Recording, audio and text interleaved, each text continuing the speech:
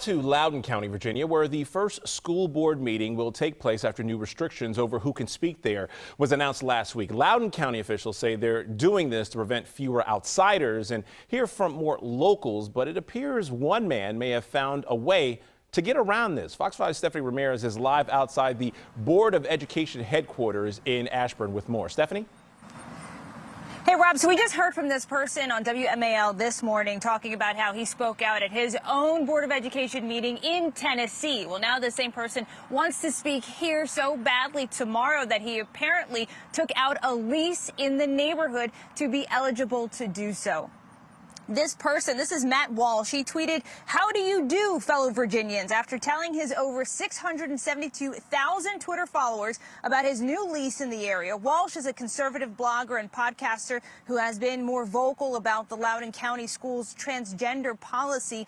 He's also arguing that those with no children in the district should be able to decide what happens in LCPS because LCPS receives federal funding and he is an American taxpayer. The Loudoun County School Board, speaker change was announced late last week, and at a previous June Loudoun County Schools meeting, we know tensions erupted. That meeting ended up making national headlines. Speakers are now being asked to show some sort of proof that they are either a county public school student, a guardian of one, a county resident, or a business owner. A press release sent by the school board said that this was to prevent, quote, out-of-town agitators who would make board meetings a platform for national politics or to enhance their media profiles, end quote. We did ask around about this today, and I can tell you we did get some mixed reactions.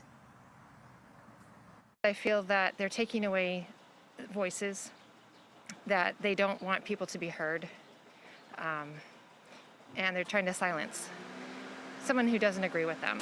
I don't against anybody to attending. Well, maybe whatever a portion is is federally funded, maybe they should be allowed to speak to that extent, I guess. Just by leasing a place so they can testify is just not right.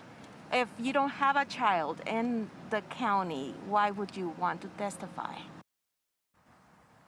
Now, I was not actually able to get in touch with Walsh today and put my own eyes on that lease. I was told by a school's official that the rule change was not in response to him wanting to participate. And they also told me that the school system is about 1% federally funded, by the way. Rob?